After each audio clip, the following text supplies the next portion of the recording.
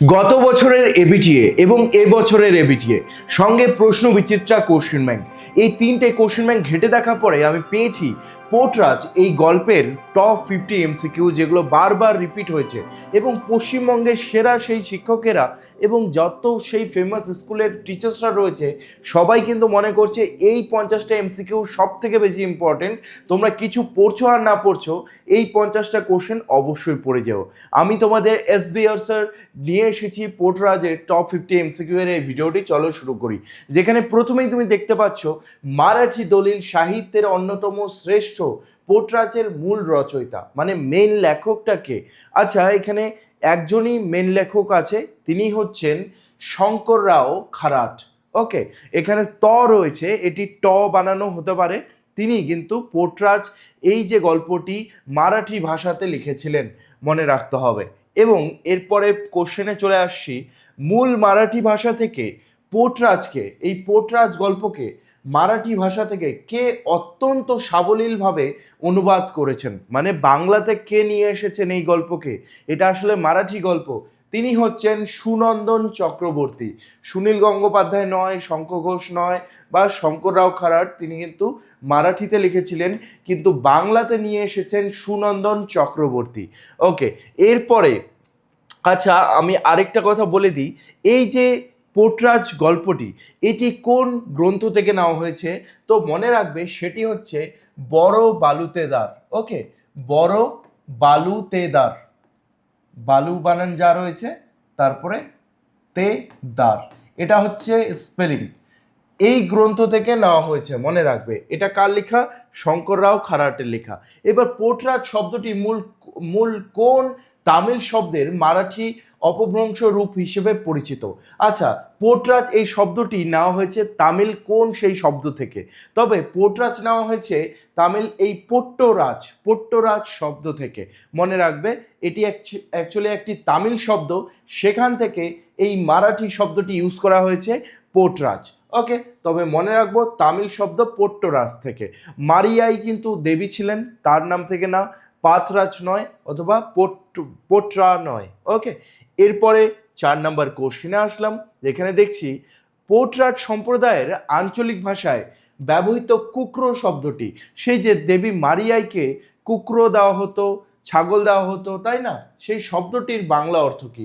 কুকরো মানে, অনেকেই যারা পড়ে যাবে না পরীক্ষায় তারা হয়তো কুকুর ভাববে, কুকরো মানে হচ্ছে মোরগ, মনে রাখতে হবে মোরগ। ওকে, মোরগ হচ্ছে মারাঠি ভাষাতে, সেই সাম্প্রদায়িক আঞ্চলিক ভাষাতে বলা হয়েছে তাকে কুকরো, যেহেতু কুকরো এরকম করে সে ডাকটা দেয় হয়তো তার জন্য।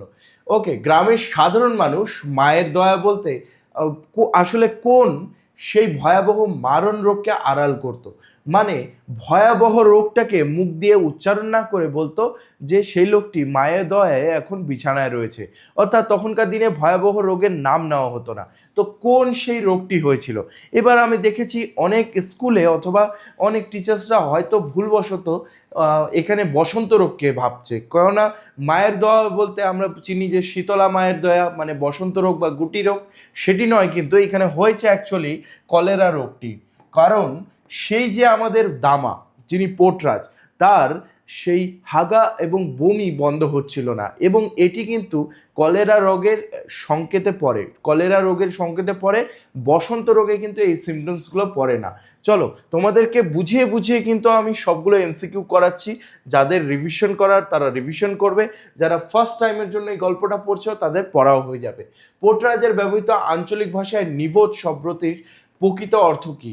নিবোধ শব্দটির প্রকৃত অর্থ হলো নৈবদ্য, মনে রাখবে নৈবদ্য। সেই যে ঠাকুরের সামনে যে ডালা চড়ানো হয়, প্রসাদ চড়ানো হয়, অনেক ফল, সেগুলোকে বলে নৈবদ্য। ওকে, এরপরে নেক্সট কোশ্চেনে, পোর্টরাজ পরিবারের লোকেরা কোন গ্রাম দেবীর একনিষ্ঠ আরাধনা করত? পোর্টরাজের গ্রামের লোকেরা কোন দেবীকে পূজা করত?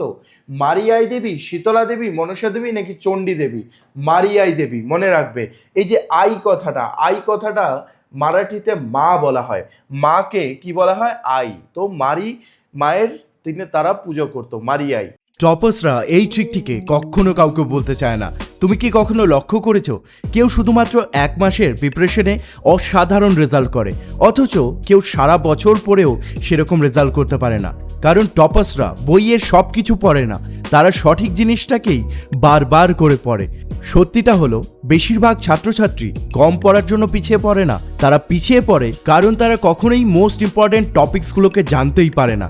তাই এসবিআই এডটেক নিয়ে এসেছে ক্লাস 12 সেমিস্টার 3 এর প্রিমিয়াম আর্ট সাজেশন নোটস, যেখানে তোমরা মাত্র 199 পেয়ে যাচ্ছ তোমাদের 5টি অথবা 6টি সাবজেক্টের পূর্ণ suggestion notes chapter by chapter, যেখানে তোমরা এই নোটসগুলোকে ডাউনলোড করতে পারবে, শেয়ার করতে পারবে, এমনকি প্রিন্ট আউটও করতে পারবে। হ্যাঁ, ঠিকই শুনেছো, স্ক্রিনে থাকা যে কোনো 5টি অথবা 6টি সাবজেক্টের নোটস পেয়ে যাও শুধুমাত্র 199-এ, আর কোনো এক্সট্রা চার্জেস লাগবে না। এই নোটসগুলি প্রস্তুত করা হয়েছে এইচএস এর পূর্ববর্তী বছরের প্রশ্নের ট্রেন্ড দেখে।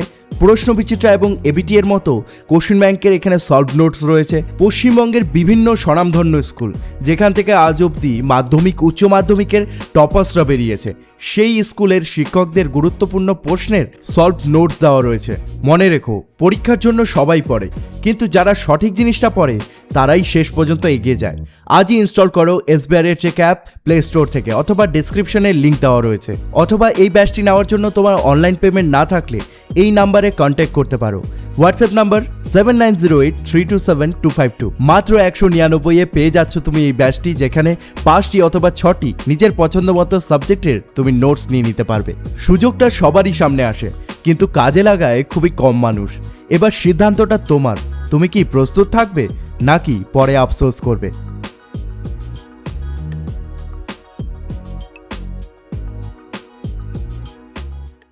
এরপরে আষাঢ় মাসের আকাশে মেঘের ঘনঘটা থাকলেও গ্রামের আবহাওয়া কেমন ছিল? মানে আকাশে মেঘ রয়েছে কিন্তু গ্রামের মধ্যে আবহাওয়াটা কেমন ছিল? ফুরফুরে, মানে খুবই একদম প্রসন্ন, মানুষজন খুব আরামে আছে এরকম, নাকি গুমোট? গুমোট মানে খুবই গরম, কনকনে ঠান্ডা তো একদমই নয়, বা মনোরমও নয়, এখানে হয়ে যাবে গুমোট, মানে সে বৃষ্টি হচ্ছিল কিন্তু অসহ্য গরম ছিল। ওকে, তো গুমোট শব্দটি এখানে পারফেক্ট। আর বলে রাখি, এটা কিন্তু বইয়েও দেওয়া রয়েছে যে আবহাওয়া গুমোট। ওকে, এরপরে মহামারীর আবহে অনবরত কর্কশ স্বরে ডাকতে থাকা অশুভ কাকটিকে দ্রৌপদ কি বলে গালি দিয়েছিল, বা সেই কাকটিকে দ্রৌপদ কি বলে গালি দিয়েছিল? সেটা হচ্ছে অজন্মা বা বেজন্মা বলেছিল। অজন্মা না, বেজন্মা কাক বলেছিল। তো মনে রাখবে, বলেছিল কাকটিকে যে বেজন্মা কাক, কারণ তার ছেলেকে বলছিল যে এই বেজন্মা কাকটাকে গাছ থেকে তাড়িয়ে দে। এরপরে কাকের একটানা কর্কশ ডাকাটা কি দ্রুপদের কাছে কিসের পূর্ব লক্ষণ বলে মনে হয়েছিল? দ্রুপদ সেই কাকের ডাককে কিন্তু অভিশাপ বা সাপমন্নি বলেছিল, তাই না? যে সব সময় আমাদের সাপমন্নি করে। তো সাপমণি আর অভিশাপ একই জিনিস, অভিশাপ দেওয়া। কাক যখন সে ডাকছিল, কারণ দামা বিছানায় শুয়ে রয়েছে, আর কোনো বাড়িতে কোনো অসুস্থ লোক থাকলে সেই বাড়ির বাইরে যদি কাক ডাকে, তো তখনকার দিনে মানুষেরা সেটিকে অশুভ মনে করত। তাই এখানে তিনি কিন্তু এই কাকটিকে বেজন্মা বলেছিলেন এবং অশুভ ভেবেছিলেন।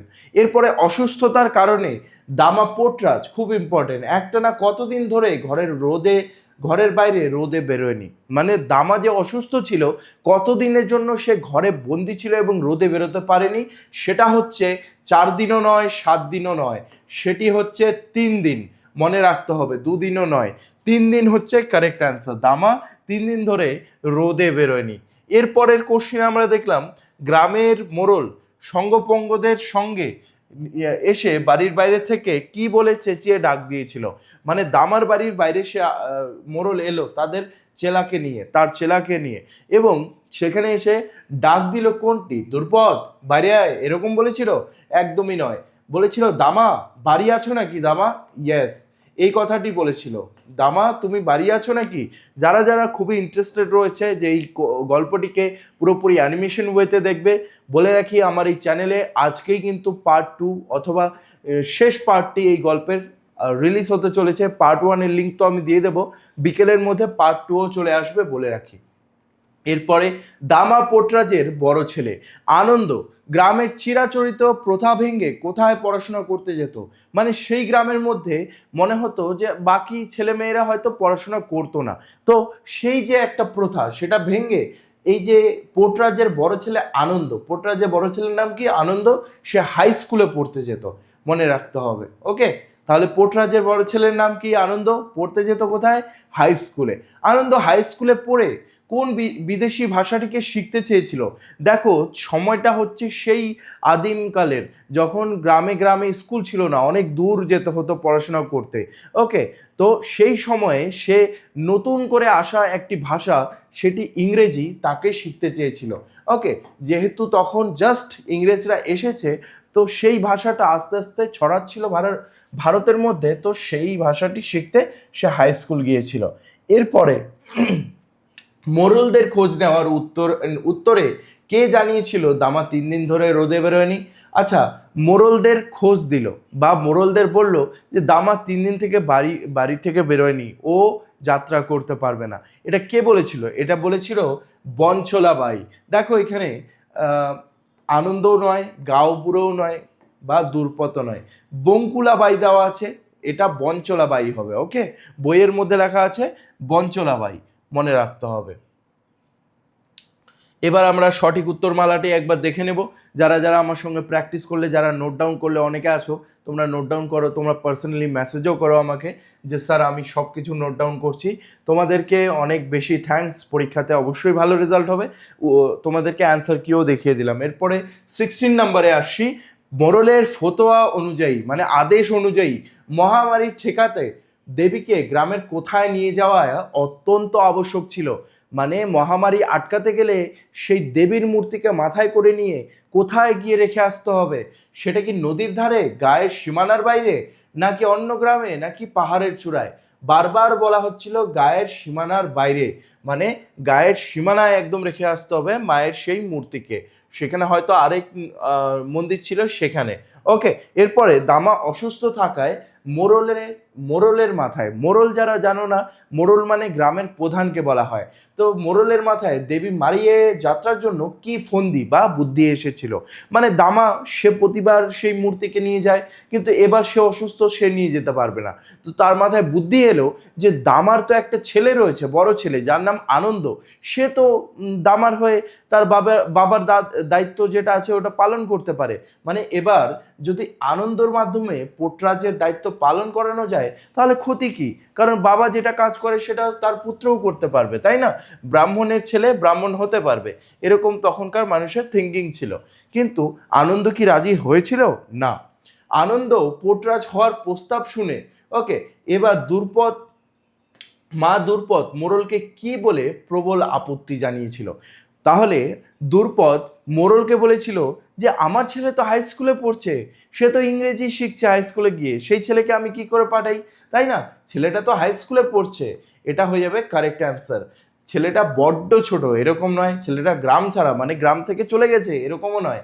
বা ছেলেটা অসুস্থ, সেটাও ছিল না। তখনকার দিনে তো এরকম নয় যে মিথ্যে বলে দেবো হয়ে যাবে, এরকম প্রচলন ছিল না। ওকে, তারপর কি বলছে, পোর্টরাজ প্রথার অন্ধকার জগতে একবার পা রাখলে আনন্দর জীবনে কোন সবচেয়ে বড় ক্ষতি হতো? মানে আনন্দ যদি পোর্টরাজ হয়ে যেত তার বাবার মতো, একবার যদি মারিয়াইয়ের সেই মূর্তিটা গ্রামের বাইরে গিয়ে রেখে আসতো, তাহলে তাকে প্রতি বছর বা প্রতিদিন পোর্টরাজের দায়িত্ব, অর্থাৎ মায়ের মূর্তিকে পূজা দেওয়া, মায়ের সেবা করা, এগুলো করতে হতো। তো এর ফলে তার কিন্তু হাই স্কুল যাওয়া হতো না এবং ইংলিশ শেখাও হতো না। তো তাকে গ্রাম ছাড়তে হতো, এটা নয়, সে অসুস্থ হয়ে যেত। দেখো দেবীর কেউ সেবা করলে অসুস্থ হবে, এটা কোনো মানেই হয় না। বিয়ে হতো না, একদমই ভুল। পোর্টরাজের বউ আছে দুর্পদ, তাই না? সে আর হাই স্কুল পড়তে পারতো না, ইজ দ্য কারেক্ট অ্যান্সার। ওকে, এরপরে আমরা চলে আসি নেক্সট কোশ্চেনে, 20 নাম্বার কোশ্চেন। ও রাজি না হলে গোটা গাটাই মায়ের কোপে পড়বে, এটা কে বলেছিল? এখানে কার রাজি না হওয়ার কথা বলা হয়েছে? এখানে আনন্দ, মানে সেই বড় ছেলে যদি সে পোর্টরাজ না হতে চায়, তাহলে পুরো গোটা গ্রামটাই আমাদের দেবী মারিয়াইয়ের কোপে, অর্থাৎ সবাই অসুস্থ হয়ে যেতে পারে। তো এখানে আনন্দর রাজি না হওয়ার কথা বলা হয়েছে। এরপরে চলো নেক্সট কোশ্চিনে এগিয়ে যাই। এবার মোরলের অন্যায় ফতোয়ার তীব্র প্রতিবাদ। ফতোয়া বলতে আদেশের কথা বলা হয়েছে। মোরল প্রধানের সেই যে আদেশ, সেটা তীব্র প্রতিবাদ করার সময় রাগের বশে আনন্দর শারীরিক অভিব্যক্তি কেমন হয়েছিল, মানে সেই শরীরটা কেমন করছিল, তার কি চোখ ঠেলে বেরোচ্ছিল, নাকি সে হাসতে শুরু করেছিল? না, সে হাসেনি। পুরো গল্পতে একবারও হাসার কিন্তু সিন নেই তার। তারপর সে কাঁদতে শুরু করেছিল? নো, সে কাঁদেনি। তারপর সে মাটিতে লুটিয়ে পড়েছিল? না, দুর্পদ লুটিয়ে পড়েছিল, কিন্তু আনন্দ লুটিয়ে পড়েনি। তার চোখগুলো রাগের জন্য ঠেলে ঠেলে বেরোচ্ছিল, এভাবে তার চোখগুলো রাগের চড়ে ঠেলে ঠেলে বেরোচ্ছিল।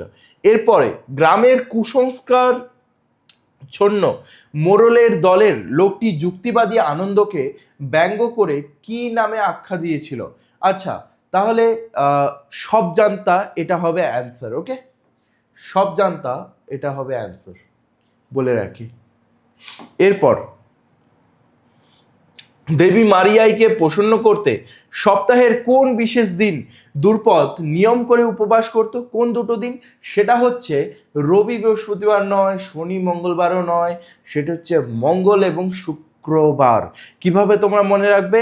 বলেছিল শুক্রবার, শুক্রবার এই কথাটা, মানে শুক্রবারকে কি বলেছিল? শুক্রবার। এবং মঙ্গলবার তো তোমাদের মনেই থাকবে, মঙ্গলবারে মঙ্গল কাজ করে, ঠিক আছে, সেদিন উপবাস রেখেছিল। এবং সঙ্গে শুক্রবার মানে শুক্রবার উপবাস রেখেছিল। কে রেখেছিল? ভুল করে আসতে পারে দামা রেখেছিল? না, এসে রেখেছিল দুর্পদ, তার স্ত্রী। দেবী মারিয়াইকে আরাধনার সময় পবিত্রতা বজায় রাখতে তার কপালে সাধারণত কি পরিয়ে দেওয়া হতো? সেটি হচ্ছে হলুদ এবং কুমকুম। ওকে, হলুদ এবং কুমকুম পরিয়ে দেওয়া হতো, মনে রাখবে। যারা যারা একবারও এই গল্পটি পড়োনি, অ্যানিমেটেড ভিডিওটা দেখে নিও, ডিসক্রিপশনে আমি লিঙ্ক দিয়ে রাখবো এবং কমেন্টেও দিয়ে রাখবো, যেখান থেকে তোমাদের পার্ট 1 দেখার ইচ্ছা দেখে নিও। বিকেলের মধ্যে পার্ট 2ও দিয়ে দিব আমি। আষাঢ় মাসের অমাবস্যা, তোমরা যদি একদিন পরে দেখছো তাহলে দুটো পার্টই চলে আসবে। আষাঢ় মাসের অমাবস্যা তিথিতে দুর্পদ দেবীর সামনে কিভাবে নিজের ভক্তি ও মানত নিয়ে নিবেদন করতো, মানে যখন অমাবস্যা আসতো সে কিভাবে আষাঢ় মাসে দেবীকে পুজো করতো? সে স্নান করার পর দণ্ডি কেটে কেটে মন্দির অবধি যেত। মনে রাখবে, স্নান করার পর ভেজা গায়ে বা ভেজা শাড়িতে দণ্ডি কেটে কেটে, মানে প্রণাম করতে করতে মাটিতে এগিয়ে যেত। তো এটা হয়ে যাবে অ্যান্সার, স্নানের পর ভেজা শাড়িতে গরান দেওয়া। ওকে, ভেজা শাড়ি নিয়েই সে সেখানে চলে যেত। এরপর পোর্টরাজের পরিবারের নিয়ম অনুযায়ী দেবী মারিয়াইয়ের সামনে সবসময় কি জ্বালিয়ে রাখা হতো? পোর্টরাজ পরিবারের নিয়ম অনুযায়ী দেবী মারিয়াইয়ের সামনে সবসময় পিদিম অর্থাৎ প্রদীপ জ্বালিয়ে রাখা হতো। যে দুর্পদ বলেছে যে মা তোমাকে আমি প্রতিদিন পিদিম দিয়েছি জবের থেকে এই বাড়িতে এসেছি। তো দুর্পদ জবের থেকে বিয়ে করে এই বাড়িতে পোর্টরাজের বাড়িতে এসেছে, তবে থেকে এই দেবী মারিয়াইয়ের সামনে সব সময় এই প্রদীপ জ্বালিয়ে রেখেছে, কখনো মাকে আধারে রাখেনি, মনে রাখার মতো। ওকে, আচ্ছা দেখো, এগুলি কিন্তু কোশ্চেন ব্যাংকের সব থেকে বেশি রিপিটেড হওয়া কোশ্চেন্স, যেগুলো পশ্চিমবঙ্গের সেরা টিচার্সরা কিন্তু বেছে বেছে দিয়েছে। আর এই কোশ্চেন্সগুলোই কিন্তু মডেল কোশ্চেন হিসেবে সেই বোর্ডের কাছে পাঠানো হয়, যেখান থেকে বাছাই করে তোমাদের এইচএসের কিন্তু কোশ্চেন বানানো হয়। তাই এই কোশ্চেনগুলো অবশ্যই কিন্তু পড়ো, তারপরে গিয়ে তোমাদের আরও এমসিকিউ যেগুলো থাকবে সেগুলো পড়ে নিও। এগুলো সব থেকে ইম্পর্টেন্ট টপিকস তোমাদের সামনে তুলে ধরছি। এবং একটি জিনিস বাদ গিয়েছিল, যে উৎসটি বড় বালুতেদার, সেটিও বলে দিলাম। ওকে, চরম দারিদ্র্যের কারণে দ্রুপদ দেবী মারিয়াইয়ের নৈবেদ্য হিসেবে কোন অতি সাধারণ জিনিসটি জোগাড় করতে ব্যর্থ হয়েছিল? তো যেহেতু দুর্পদ এবং পোর্টরাজের ফ্যামিলি খুবই দারিদ্রতে ভুগছিল, খুবই দরিদ্র ছিল, তার জন্য মাকে সেই নৈবেদ্যতে তারা নারকেল দিতে পারেনি, মনে রাখবে। ওকে, গঙ্গার জল নয়, অথবা তুলসী পাতা বা দুব্বা ঘাস, এগুলো তো সব ফ্রি, কিন্তু নারকেল এই জিনিসটি তারা দিতে পারেনি দরিদ্র হওয়ার জন্য। এরপরে আমরা চলে আসছি 28-এ। ছেলেবেলায় মারাত্মক রোগের হাত থেকে বাঁচানোর পর দামাকে বাপমা কার কাছে মানত করে সেবক বানিয়েছিল? আচ্ছা, বলে রাখি, এখানে দামার কোনো কিন্তু রোগ হয়নি। দামার অ্যাকচুয়ালি এই যে তার বাবা মা, তাদের কোনো বাচ্চা হচ্ছিল না। দামা এটা হচ্ছে পোর্টরাজ বা দামা, যে এখন অসুস্থ হয়ে আছে। তো তার বাবা মার কোনো বাচ্চা হচ্ছিল না, তো দেবীর কাছে তারা মানত করেছিল যে যদি আমাদের বেবি হয়ে যায় তবে আপনার কাছে আমি তাকে পোটরাজ বানিয়ে রাখবো, মানে আপনার সেবক বানিয়ে রাখবো। তো এভাবে মানত করে তারপরে কিন্তু এই পোটরাজ হলো। তো দেবী মারিয়াইয়ের কাছে তারা মানত করেছিল পোটরাজের জন্য, মানে দামার জন্য। দামা হচ্ছে একটা পুরুষ মানুষ যাকে দেবীর সেবক অর্থাৎ পোটরাজ বানানো হয়েছে। পোটরাজ মানে কি তাহলে? দেবী মারিয়াইয়ের সেবক। দেবী মারিয়াইয়ের সেবককে বলা হয় পোটরাজ। দামার শয্যাশায়ী হওয়ার খবর শুনে মোরল অবাক হয়েছিল যে দেবী নিজের কাকে চিনে আঘাত করেছেন। মোরল যখন শুনল দেবীর নিজের ভক্তকেই আঘাত করেছেন, তখন তিনি অবাক হলেন। তো নিজের ভক্তকেই হয়ে যাবে, এটা অ্যান্সার। নিজের শত্রুও নয়, গ্রামের পাপিষ্ঠও নয়, অথবা নিজের সন্তানও নয়। 30 নাম্বার, মানুষ তো সে। দামার অসুস্থতার সপক্ষে এই বাস্তবসম্মত যুক্তি কে দিয়েছিল যে মানুষ তো সে, দেবীর ভক্ত হলেও কি হবে, মানুষ হলে তো রোগ হবেই, এটা বলেছিল সেই যে মোরলের সঙ্গে 2-3টে লোক এসেছিল, সেখান থেকেই একটি লোক। তো দুর্পদ নয়, সেখানে উপস্থিত আরেকজন লোক এটা বলেছিল, বঞ্চলাবাই, যেটাকে বঙ্কুলাবাই লেখা আছে, বঞ্চলাবাইও এটা বলেনি, বা আনন্দ নিজের ছেলে, দামার ছেলে, সেও এটা বলেনি। সেখানে উপস্থিত আরেকজন লোক বলেছিল। এরপর আমরা উত্তর দেখে নিচ্ছি, যেগুলো তোমাদের জন্য ইম্পর্টেন্ট, যারা যারা নোট ডাউন করছে একবার মিলিয়ে নাও। এরপরে আমরা আসছি 30 নাম্বারে, 31 নম্বরে।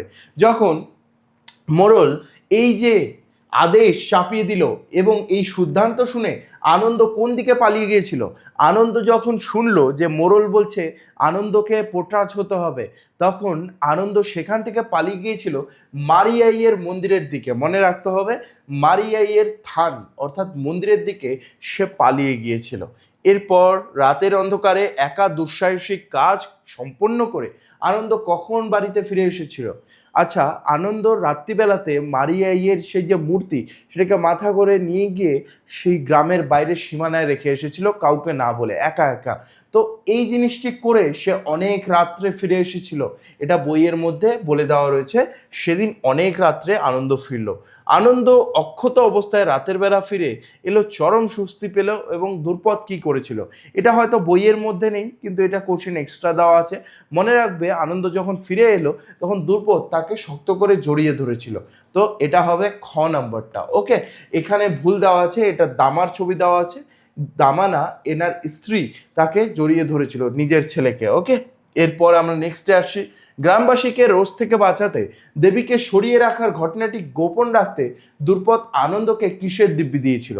আচ্ছা, আনন্দ যে এই রাত্রিবেলা কাজটি করেছে, মূর্তিটিকে বাইরে রেখে এসেছে গ্রামের বাইরে, এটা যখন আনন্দ তার মাকে বলল, দুর্পদকে বলল, তখন দুর্পদ বলল যে আমার মাথার দিব্যি দে, তুই কাউকে বলবি না। তো দুর্পদ নিজের মাথার দিব্যি তাকে দিয়েছিল। ওকে, মানে তার ছেলেকে বলেছিল যে মাথার দিব্যি দে মায়ের, মানে আমার। দুর্পদ বলেছিল এটা, যে কখনোই কিন্তু তুই এটা কাউকে বলবি না। সকালে নদীতে স্নান সেরে পরিশুদ্ধ হয়ে আনন্দ বাড়িতে এসে কার পাশে বসেছিল? আনন্দ যখন সকালবেলা ফিরল স্নান করে, রাত্রিবেলা তো সে মূর্তিটি রেখে এসেছে, সকালবেলা স্নান করলো দেবীকে সম্মান জানানোর জন্য, তারপর সে এসে তার বাবার কাছে বসলো, তার বাবা দামার পাশে সে বসলো। ওকে ওকে, নেক্সট। এরপরে আসি 36 নম্বরে। পরদিন সকালে গ্রামবাসীদের মধ্যে কোন অবাস্তব বিশ্বাসটি সবচেয়ে বেশি জোরালো হয়ে উঠল?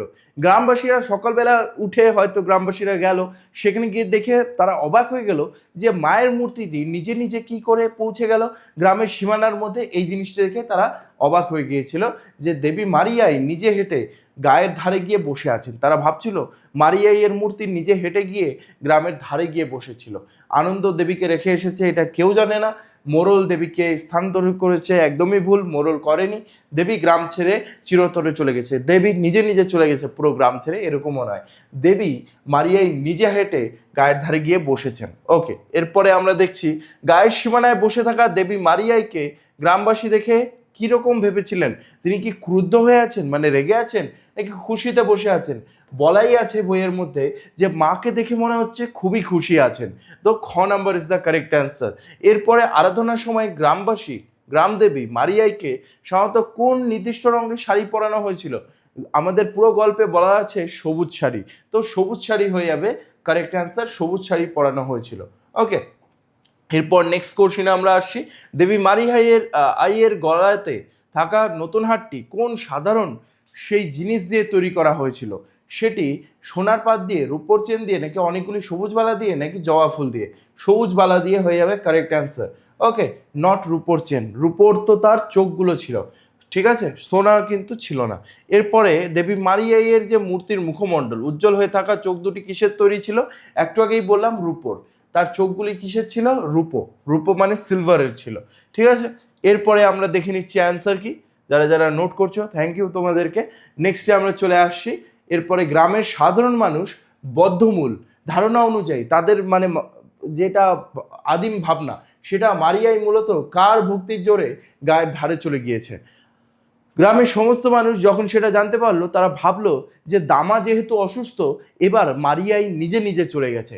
তারা সবাই ভাবলো দামার ভক্তির জন্য তাকে মারিয়াই আর কষ্ট দিতে চায়নি, তার জন্য মারিয়াই নিজে নিজে চলে গেছে। তাহলে এখানে কার ভক্তির কথা বলেছে? মূলত কার ভক্তির জোরে? দামা পোর্টরাজের। দামা হচ্ছে তার নাম এবং পোর্টরাজ হচ্ছে দেবীর সেবাকে বলা হয়, ঠিক আছে, সেবককে বলা হয়। এই যে আমাদের পোর্টরাজ রয়েছে, পোর্টরাজ কিন্তু আসলে মারিয়াইয়ের যে সেবা করে তাকেই বলা হয়। সাপোজ কোনো একদিন হলো যে তোমারই কোনো বন্ধু সে মারিয়াইয়ের সেবক হয়ে গেল, তাহলে তার নামও পোর্টরাজ হয়ে যাবে। সে তখন তার দায়িত্ব হবে মারিয়াইয়ের মূর্তিকে নিয়ে পুরো গ্রাম যাত্রা করা এবং রেখে আসা। এটা কিন্তু সেবককে বলা হয়। দেবীর সীমানায় চলে যাওয়ার পর ঘটনায় আপ্লুত হয়ে গ্রামবাসীরা পোর্টরাজকে কি উপাধি দিয়েছিল? তারা বলেছিল আমাদের পোর্টরাজ, আমাদের যে দামা, সে বড় পুণ্যবান, কোনো জাদুকর নয়, ভণ্ড সাধু নয়, বা গ্রামের প্রধান তাকে বানানো হয়নি। এরপরে নেক্সটে দেখছি গ্রান্ড ফেরার পর অত্যন্ত তেষ্টা পেলে পোর্টরাজ প্রথমে জল খেয়ে তারপর কি খেয়েছিল? জল খাওয়ার পর সে প্রথমে ফলের রস খেয়েছিল না, একটু গরম ভাতের পায়েস খেয়েছিল সে। মনে রাখতে হবে, জল প্রথমে পান করে তারপরে সে পায়েস খেয়েছিল, আর সেটা খেয়ে তার কিন্তু শরীরটা অনেকটাই ভালো লাগছিল। সকাল সাজ দেবীর ছায়া বাস, দামা এই আত্মতৃপ্তিমূলক কথায় কার প্রতি অগাধ ভক্তি ফুটে উঠেছে? দামার এই কথাতে কার কথা বলা হয়েছে? দেবী মারিয়াইয়ের কথা বলা হয়েছে, যে সকাল থেকে সন্ধ্যা আমি মায়ের থানেই থাকি বা মায়ের মন্দিরেই থাকি। এরপরে গ্রামের সীমানায় দেবীকে বিদায় জানাতে যাওয়ার সময় গ্রামের মানুষেরা থালায় করে কি নিয়ে যাচ্ছিল? নতুন বস্ত্র এবং গয়না, মানে কাপড় গয়না না, অস্ত্রশস্ত্র তো একদমই হবে না, ফলমূল, নাকি নারকোল আর নিবত? এটা হয়ে যাবে নারকোল আর নিবত। ওকে, মনে রাখবে নারকোল আর নিবত। নিবত কথাটা তোমরা আরেকবার দেখেছো, যারা যারা এই টেক্সটটাকে পড়োনি একবার টেক্সট বইটা অবশ্যই পড়ে নিও, আর আমার অ্যানিমেটেড ভিডিওটা দেখে নিও। এই দুটো কাজ করলেই তোমাদের কমপ্লিট। আমি একবার পড়তে বলেছি, একবার পড়তে আর একবার দেখতে, ফাইনাল একদম, আর কিছুই দরকার পড়বে না, এটুকু 100% গ্যারেন্টিড। আর যারা যারা বাংলার আলাদা সেই ভিডিওগুলো দেখোনি, আমি বাংলা প্লেলিস্ট দিয়ে রেখেছি, অবশ্যই দেখে নিও। বাংলা, ইংলিশ, জিওগ্রাফি, হিস্ট্রি সব প্লেলিস্ট ডেসক্রিপশনে আছে। দেবীর পুজো সেরে ফেরা উৎসব মুখর মিছিলে কোন কোন বাদ্যযন্ত্র বাজছিল? সেখানে ঢাক আর সেখানে ঘন্টা বাজছিল। ঢাক বাজছিল আর ঘন্টা, সেই যে ঘন্টাগুলো সেগুলো বাজানো হচ্ছিল। ওকে, ঢাক আর ঘন্টা। আচ্ছা, তোমরা যদি এখনও সার্চ করে দেখো মহারাষ্ট্রর যে ঢাক বাজানো হয়, ঠিক আছে, লিখবে মহারাষ্ট্র ড্রাম, এরকম লিখবে, চলে আসবে অনেকগুলো ভিডিও। সেখানে একটা ঘন্টি, ওই যে স্কুলে যেগুলো ঘন্টি থাকে ওরকম ঘন্টি বাজানো হয় এবং ঢাক বাজানো হয়, খুব সুন্দর লাগে শুনতে। অবশ্যই একবার ট্রাই করে নিও ইউটিউবে। এরপর মারিয়াই কি যায়, দামা পোর্টরাজ কি যায়, উৎসব মুখর জনতা কার নামে এই জয়ধ্বনি দিচ্ছিল? কোশ্চিনের মধ্যেই অ্যান্সারটি রয়েছে যে মারিয়াই এবং দামা পোর্টরাজের নামে এই জয়ধ্বনিটি হচ্ছিল। এরপরে আমরা নেক্সট কোশ্চিনে, বাইরে জনতার উল্লাসের চিৎকার শুনে জরাজীর্ণ, যেহেতু আমাদের পোর্টরাজ অনেক দিন ধরে কিন্তু সে অসুস্থ হয়ে আছে, বাড়ি থেকে বেরোয়নি, শুকিয়ে গেছে, কারণ তার বমি হচ্ছিল, তার হাগা হচ্ছিল, এর ফলে সে কিন্তু পুরো দুর্বল হয়ে গেছিল। এর ফলে তার শরীরে কি প্রতিক্রিয়া ঘটলো যখন সে বাইরের থেকে শুনলো জামা পোর্টরাজ কি যায় এবং মারিয়াই কি যায়, এরকম যখন শুনতে পেল, তখন তার শরীরে আবার কিন্তু বল ফিরে আসলো, তার শরীরে রক্ত চলাচল শুরু হলো। জ্ঞান হারিয়ে যাওয়া নয়, তার শরীরে আবার রক্ত চলাচলটা চলে আসে।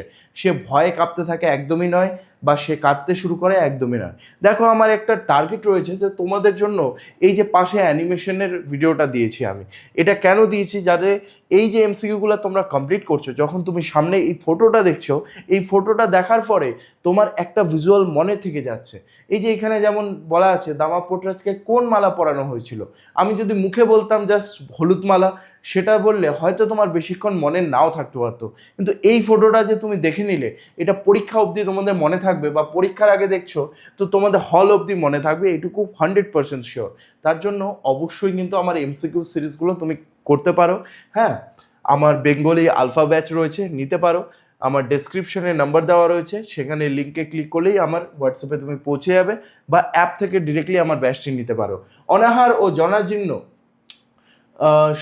থাকা সত্ত্বেও দামা ঘরের বাইরে এসে কিসের ওপরে ভর দিয়ে দাঁড়িয়েছিল, সে যখন বাইরে এলো গেটের গেটের যে খুঁটিগুলো থাকে, দরজার খুঁটি, সেগুলোতে হাত দিয়ে কোনো রকম দাঁড়িয়ে সে সেই মিছিলটিকে দেখছে, যেখানে মানুষজন তার নামে জয়ধ্বনি করছে, মারিয়া ইয়ের নামে জয়ধ্বনি করছে, এবং সকলেই খুশি। তারা সকলেই ভাবছে গ্রাম থেকে এবার হয়তো মহামারীটি চলে যাবে, কলেরার যে মহামারী। তো সে কিসের উপরে দিয়েছিল, দরজার কাঠের উপরে ভর দিয়েছিল। এখানে দেখতেই পাচ্ছ, এখানে আমি ইমেজও দিয়েছি। আর যারা যারা করছো তাদের জন্য এই যে রয়েছে উত্তরমালা, অবশ্যই দেখে নাও। তো আমি আশা করছি, আচ্ছা প্রথমে একবার দেখে নাও, আমি আশা করছি তোমাদেরকে খুব ভালো মতো এই ক্লাসটি করাতে পারলাম। যারা যারা আমার ক্লাসগুলি রেগুলার করছো, ধন্যবাদ, তোমাদেরকে অসংখ্য ধন্যবাদ। এবং যারা নতুন এসেছো এই চ্যানেলের মধ্যে, 4th সেমিস্টারেও কিন্তু আমি তোমাদের সঙ্গে রয়েছি। তো অবশ্যই সাবস্ক্রাইব করে নাও, লাইক করে দাও, আর কমেন্টে জানাও এরপরে কোন ভিডিওটি তোমার দরকার, আমি সেটি নিয়ে আসবো। See you soon guys.